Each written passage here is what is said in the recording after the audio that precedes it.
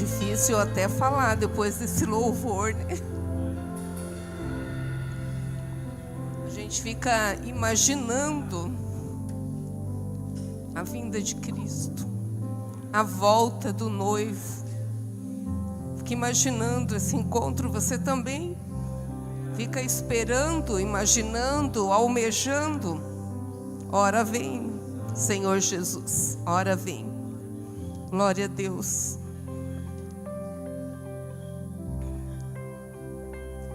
Atos 16, nós só vamos reler 2 versículos. Por volta da meia-noite, Paulo e Silas oravam e cantavam louvores a Deus. E os demais companheiros de prisão escutavam. De repente, sobreveio tamanho terremoto que sacudiu os alicerces da prisão. Abriram-se todas as portas e soltaram-se as cadeias de todos. Pai Todo-Poderoso, nós te louvamos, Pai. Te glorificamos pela tua presença. Te louvamos porque tu estás aqui. E o Senhor chegou primeiro e nos esperou. Obrigada, Senhor. Que o Senhor me abençoe nessa ministração, que fale comigo, que fale com cada um, que nós tenhamos a consciência do teu poder, a consciência da tua glória, a consciência que o Senhor pode fazer todas as coisas e abrir todas as portas. Muito obrigada, Pai. Te agradeço no nome de Jesus. Amém. Os irmãos podem assentar-se.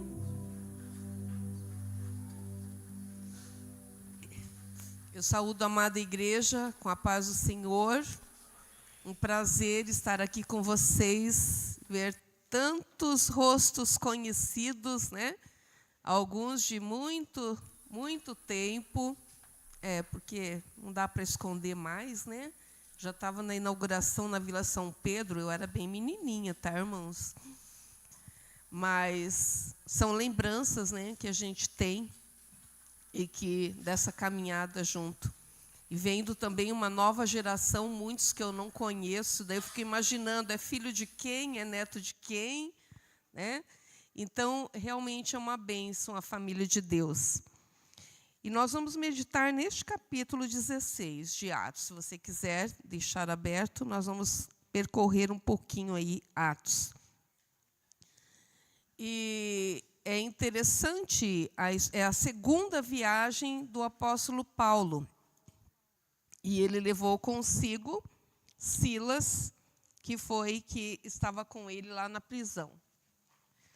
Mas ali, bem no início do capítulo, a gente viu que Paulo chegou em Derbe e Listra. E havia ali um discípulo chamado Timóteo. Timóteo, irmãos, ele era bem jovem. Ele era um jovem, na fase aí de muitos que estão aqui, né? Tanto os rapazes como as meninas, ele era bem jovem ainda. Mas a igreja dava bom testemunho dele. E Paulo viu algo diferente naquele jovem. E aí eu pergunto para os jovens que estão aqui, as pessoas, os pastores, os amigos, a família, têm visto algo diferente em você? Você tem visto como alguém que dá bom testemunho? Porque é muito fácil dar bom testemunho aqui na igreja, no meio de todos os irmãos. Mas e quando está lá, com a sua turma, na escola, na faculdade, você também é um jovem que dá bom testemunho? Você é um espelho onde reflete a imagem do Senhor? E Paulo viu ali em Timóteo esse testemunho que as pessoas davam, e Paulo quis levá-lo consigo. E aí começou a jornada do apóstolo Timóteo. Ele foi com Paulo ele foi... Eu estava meditando sobre isso, uma espécie de estagiário, né, pastor? Ali, os primeiros passos, ali, aprendendo como que falava a multidão, como que pregava, a forma, né, ali, os grupos, a gente fala os grupos familiares, porque eles iam lá na beira do rio, iam na casa de um, e Timóteo ali aprendendo. Timóteo, ele era filho de uma judia convertida, uma judia cristã, mas o seu pai era grego. E olha só, Paulo, ele se permitiu ser circuncidado para poder acompanhar Paulo, para não dar o que falar no meio dos judeus. E lá foi Paulo, Silas e Timóteo. Mas tinha mais uma pessoa junto. Tinha Lucas. Lucas, ele escreveu o livro de Lucas e Atos, e eu gosto muito desses dois livros. A forma como ele fala, a forma como ele narra. E a gente vai vendo aqui que durante o livro ali, ele usa muito ali os pronomes, os verbos, sempre na terceira pessoa do plural, né? Nós estávamos, nós somos, nós nos encontramos. Então, a presença do autor de Atos ali, Lucas, acompanhando. E daqui a pouquinho vocês vão entender por que eu estou falando de Timóteo e de Lucas. E a intenção de Paulo e Silas era ir para a Ásia. E aí eu chamo a atenção como Deus... o título da mensagem, o tema é um Deus que abre portas, mas é um Deus que fecha portas também. E Deus fecha a porta quando essa porta que vai se abrir não é para o nosso bem, porque não é ali que Deus quer que nós estejamos. E a intenção de Paulo e Silas era ir para a Ásia, mas no verso 6 nós vamos ver que eles, tendo sido impedidos pelo Espírito Santo de pregar a palavra na Ásia. Não era a vontade de Deus que ele fosse para a Ásia. No verso 7, novamente a gente vê, defrontando Mísia, tentavam ir para a Bitínia, mas o Espírito Santo de Jesus não o permitiu. Deus tinha outros planos. Deus tinha outras portas abertas. Deus tinha o propósito de salvar outras vidas. E Paulo obedeceu. Você tem escutado a voz do Espírito Santo? Você tem se deixado guiar pelo Espírito Santo? Você tem buscado, você tem afinado o teu ouvido para ouvir essa voz? Para saber o que Deus quer de você? Onde Deus quer que você vá? O que Deus quer que você faça? Então, o apóstolo, atendendo à orientação, e, na sequência, ele teve uma visão que ainda fez com que ele tivesse a certeza do que Deus queria, porque no verso 10 ele diz, assim, à noite, verso 9, à noite sobreveio a Paulo uma visão, na qual um varão macedônico estava em pé e lhe rogava, dizendo, passa a Macedônia e ajuda-nos. Assim que teve a visão, imediatamente procuramos partir para aquele destino, concluindo que Deus nos havia chamado para lhes anunciar o Evangelho. Então, olha, Paulo teve a visão, Paulo entendeu que era de Deus, Paulo entendeu que não era para ir para a Ásia, e ele foi para Filipos. E quando ele chegou em Filipos, já assim, na entrada da cidade, tinha uma placa, um cartaz com os dizeres lá, que era proibido pregar qualquer doutrina desconhecida, qualquer doutrina que não fosse aprovada por eles. Então, no sábado, Paulo e Silas, eles procuraram um local afastado, à beira de um rio, para poder louvar a Deus, para poder orar, para prestar o seu culto e para pregar o Evangelho. O propósito do cristão é anunciar a palavra de Deus. Ei, irmãos, você tem bem claro isso na sua mente? O propósito da palavra de Deus, o propósito do cristão é pregar a palavra de Deus. Paulo, Silas, Timóteo e Lucas estavam cumprindo esse propósito. E ali, na beira do rio, haviam várias mulheres. E entre elas estava Lídia. A Bíblia não diz se essas mulheres foram convidadas por eles. A Bíblia não diz se elas o seguiram por curiosidade, né, porque eram pessoas diferentes ali na cidade delas.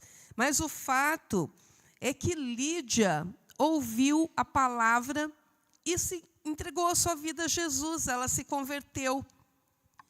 E muitos historiadores dizem que provavelmente Lídia foi a primeira mulher gentia na Europa a se converter.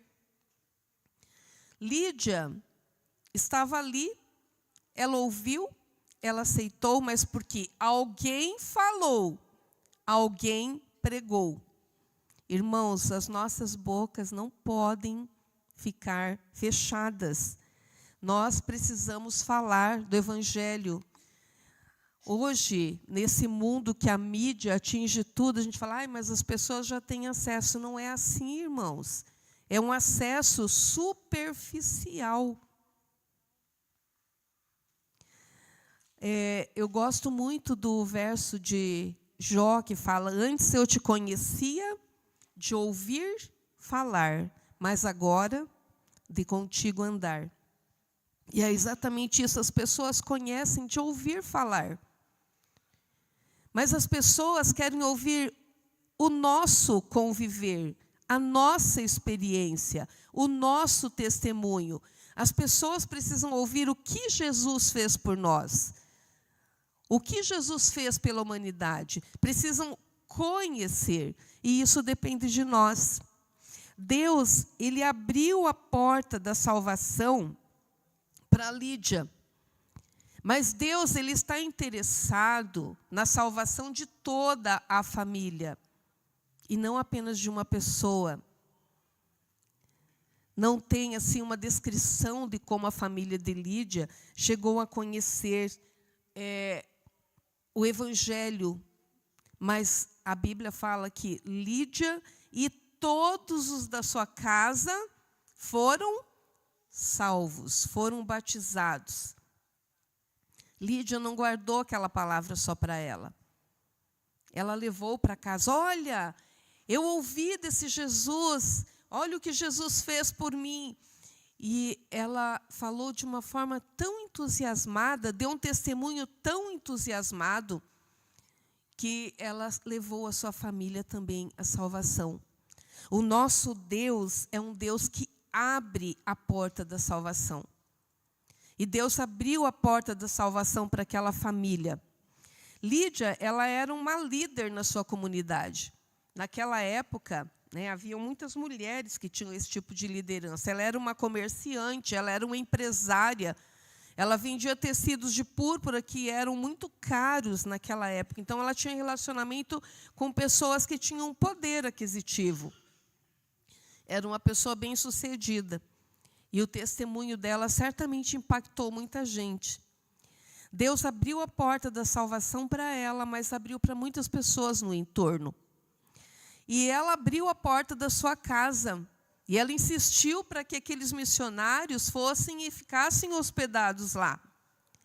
Sabe por quê, irmãos? Porque quando a gente tem Jesus, a gente quer ter essa unidade, essa comunhão que hoje foi estudado na escola bíblica. A gente quer estar junto, quer compartilhar, quer dividir. E é tão bom nesse estar com a mesa cheia, conversas agradáveis. Não precisa ser um banquete. Pode ser um café com pão e manteiga, margarina, alguma coisa assim. Mas o estar junto, arroz, feijão e zoião, um ovo frito. Mas o estar junto, a companhia é agradável. E ela ali os recebeu. E você, meu querido, minha querida, você também se preocupa com o bem-estar das pessoas?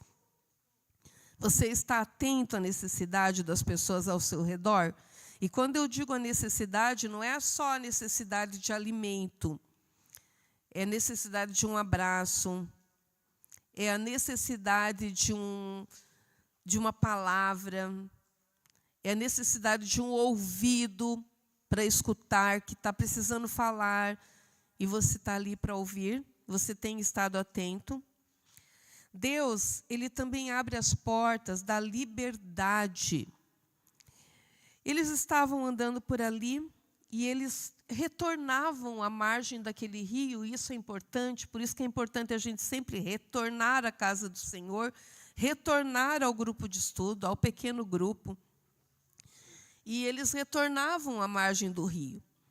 E por alguns dias estava seguindo aqueles apóstolos uma mulher. Ela era escrava. Ela já tinha a privação da liberdade por ser escrava. Mas ela tinha um outro tipo de escravidão que era muito pior. Ela estava escravizada por Satanás. Ela tinha uma espécie de demônio. E esse demônio usava a vida dela para fazer premonições, que a gente sabe que isso é totalmente contra a vontade de Deus e que isso vem do inimigo. E ela estava possessa e ela seguia os servos de Deus e ela seguia falando, né, que esses homens são servos do Deus Altíssimo e que anunciam a salvação. Ela não estava falando nada errado, ela estava falando alguma coisa que era certo, né? A gente pode ver isso lá nos versículos 16 e 17, né? E aconteceu que, indo nós para o lugar de oração, nos saiu ao encontro uma jovem possessa de espírito adivinhador, a qual adivinhava e dava grande lucro aos seus senhores. Seguindo a Paulo e a nós, clamava, dizendo: estes homens são servos do Deus Altíssimo e vos anunciam o caminho da salvação. Ela não estava falando mentira. E por alguns dias ela seguiu. Até que um dia Paulo voltou-se para ela, expulsou aquele demônio e essa mulher ficou livre. Ela foi liberta daquela prisão que Satanás a mantinha. Só que aí é que gerou a prisão de Paulo e Silas, né? Porque os seus senhores, eles não ficaram nada felizes, eles não ficaram nada contentes, porque agora eles perderam uma fonte de lucro. Irmãos, olha só, uma pessoa possessa, uma pessoa dominada por Satanás, e aquelas pessoas não se importavam com ela. O que eles queriam era a sua fonte de lucro. E agora eles agarraram Paulo e Silas, e aí que eu vou chegar no contexto, porque que eu citei Timóteo e Lucas, que também estavam juntos. Por que Lucas e Timóteo não foram presos, e só Paulo e Silas? Porque Paulo e Silas eram judeus. Timóteo era meio judeu, porque o pai era grego. E Lucas era gentio. Então, eles não podiam ser presos. Aí eles agarraram Paulo e Silas, levaram a uma praça pública, e nessa praça tinha os juízes que julgavam as causas ali do povo. E eles falaram: olha, estes homens, eles estão tumultuando, eles estão propagando costumes que não é do nosso cotidiano, que nós não praticamos, porque nós somos romanos, e eles são judeus. E sabe quando alguém incita a multidão? E eles incitaram aquela multidão. Eles nem passaram por um julgamento. Os juízes já condenaram. As suas roupas foram rasgadas e eles foram açoitados. E depois de açoitados, eles foram levados a uma prisão. E eles estavam ali nessa prisão, e ainda com a ordem, né, de que os guardassem com toda a segurança. Dava a impressão que Paulo e Silas eram bandidos marginais perigosos, com toda a segurança. Então, o carcereiro, ele pegou Paulo e Silas e levou lá no cárcere interior, lá no fundo, onde era escuro, onde tinha pouca ventilação, onde tinha muita umidade. No cárcere exterior, os presos podiam andar, podiam se movimentar, podiam receber visitas. Lá no interior, onde Paulo e Silas foram jogados, não podiam. Os carcereiros tinham tamanha responsabilidade que, se um preso fugisse, principalmente um preso como Paulo e Silas, que eles falaram que era a segurança máxima, guarda-o em toda a segurança, o carcereiro seria morto, era a pena de morte para ele. Então, além de jogar lá no fundo, lá atrás, ainda prendeu as pernas de Paulo e Silas num tronco. Eu já cheguei a ver o desenho, né? Eles ficam ali com os 2 pés presos, que não podem tirar, né? E praticamente não podem se movimentar. Agora, imagina Paulo e Silas, com os pés presos, com as costas sangrando, sentindo dores, numa prisão úmida, fria, sem ventilação. Por volta da meia-noite, estava uma escuridão. O que você faria numa situação assim? O que eles fizeram? Estavam lá presos injustamente, foram açoitados injustamente. Mas eles oravam e cantavam. Que testemunho que tem para nós.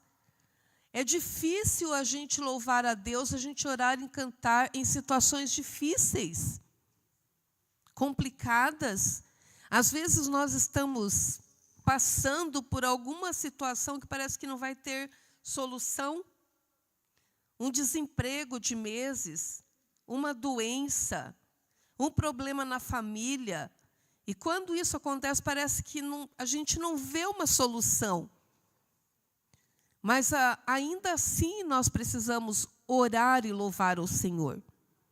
Porque louvar a Deus independe das circunstâncias. Eu me lembro de uma diaconisa que congregou com a gente, e ela tinha um filho envolvido em drogas, e esse filho morreu numa quinta-feira. E eu me emociono toda vez que eu lembro essa história.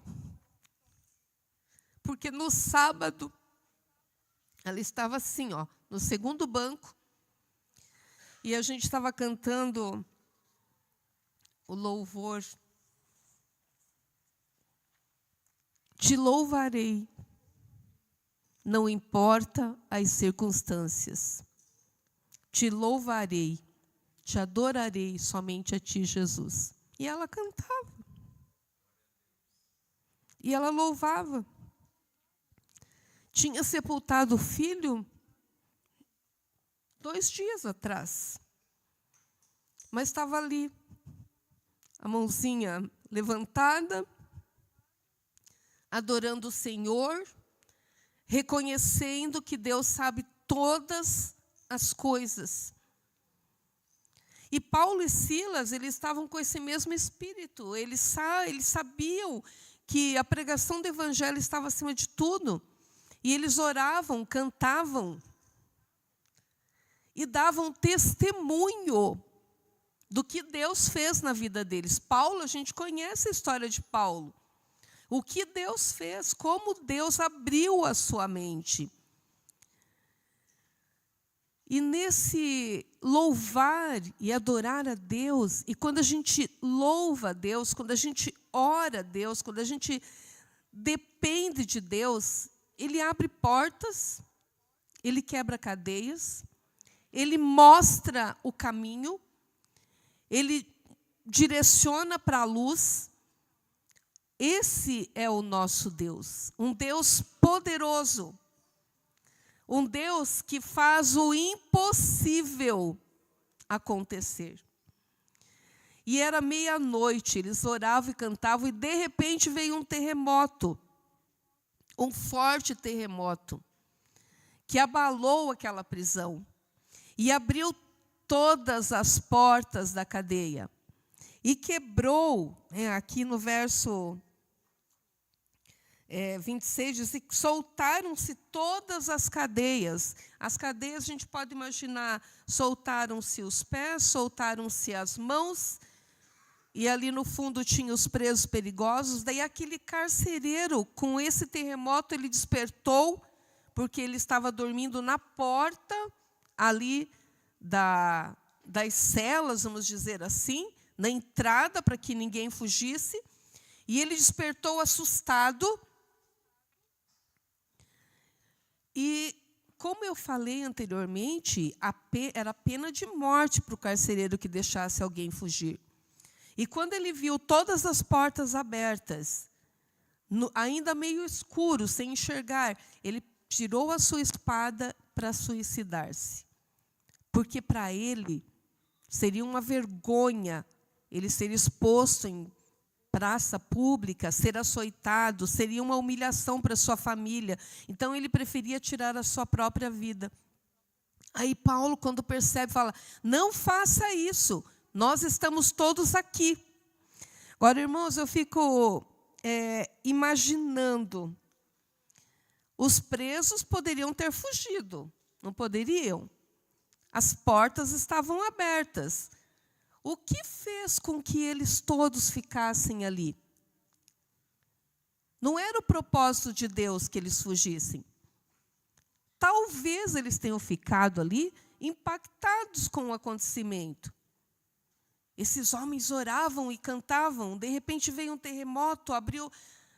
Eles estavam impactados com o testemunho de Paulo. Ninguém fugiu. Eles tinham tido essa oportunidade, mas ficaram todos ali. E o carcereiro pediu que trouxessem uma luz, porque a escuridão era muito grande. E ele, trêmulo, foi até Paulo e Silas, prostrou-se. Um carcereiro, um homem duro, um homem que provavelmente tem até tratado mal, Paulo e Silas empurrado, e sabe-se mais o quê, até agredido um pouco mais, mas agora estava ali, totalmente rendido, prostrado diante deles. E aí eu vou voltar um pouquinho quando Paulo falou assim, não faça isso, quando ele quis se suicidar, todos nós estamos aqui. Eu vou voltar um pouquinho só para te perguntar, será que essa seria a sua atitude com alguém que te jogou lá na prisão, prendeu seus pés? Como nós nos comportamos diante de uma pessoa que nos fez mal, que nos prejudicou, e essa pessoa agora está passando por um problema? Será que a gente fala assim, bem feito, está colhendo o que plantou? Não é assim que a gente faz às vezes? Então, vamos aprender aqui a lição. Nós aprendemos com Jesus, com o amor de Jesus. Não sou mais eu quem vive, Cristo é quem vive em mim. Então, Paulo fez ali o que Jesus faria. E agora, aquele carcereiro que certamente ouviu eles cantando, ouviu eles orando, ouviu eles falando de Deus, falando da salvação em Cristo Jesus, ele prostrou-se diante dos apóstolos de Cristo. E ele fez ali uma pergunta muito importante. Ele perguntou, que devo fazer para ser salvo? Ora, ele não ia morrer, porque os presos não tinham fugido. Então, o que ele quis dizer com essa pergunta? O que devo fazer para ser salvo? É uma pergunta importante. É a pergunta mais importante da minha vida, da sua vida. O que eu devo fazer para ser salvo? E a resposta é tão simples, irmãos. Crê no Senhor Jesus Cristo e será salvo tu e a tua casa. Mais uma vez aqui, Lídia e a sua família foram salvos. E aqui Paulo fala para aquele carcereiro que Deus é da vontade de Deus e que Cristo tem poder para salvar não somente a ele, mas para salvá-lo e salvar a sua casa, porque Deus se importa com a família.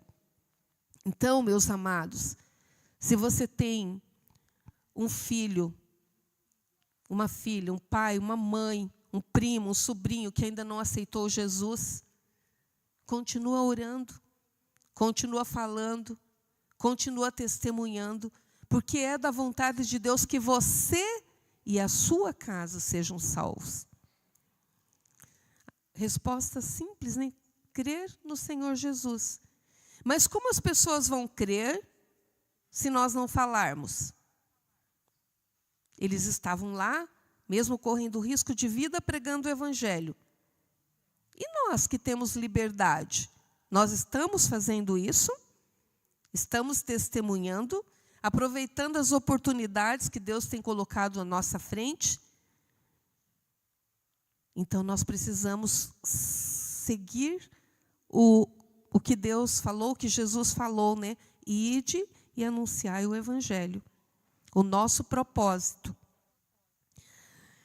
A mudança que ocorreu na vida daquele carcereiro quando ele aceitou a Cristo como seu Salvador, como ele creu em Jesus. Porque ali eles deram a resposta, crê no Senhor Jesus Cristo e será salvo tu e a tua casa, e eles pregaram a palavra para ele. E naquela mesma hora da noite, aquele carcereiro mudou completamente. A gente tem uma mudança quando nós aceitamos Cristo. Essa mudança é todo dia. É no dia a dia, a gente vai crescendo, caminhando com Cristo e crescendo. E ele tirou aqueles dois ali para fora, lavou-lhe os vergões dos açoites. Olha a mudança de postura. Ele que colocou lá, sem se importar com a dor, sem se importar que eles estavam machucados, agora tirou e cuidou dos ferimentos deles. Nós precisamos cuidar dos ferimentos das pessoas. Ferimentos físicos, ferimentos emocionais, ferimentos espirituais. Nós não podemos deixar ninguém pelo caminho.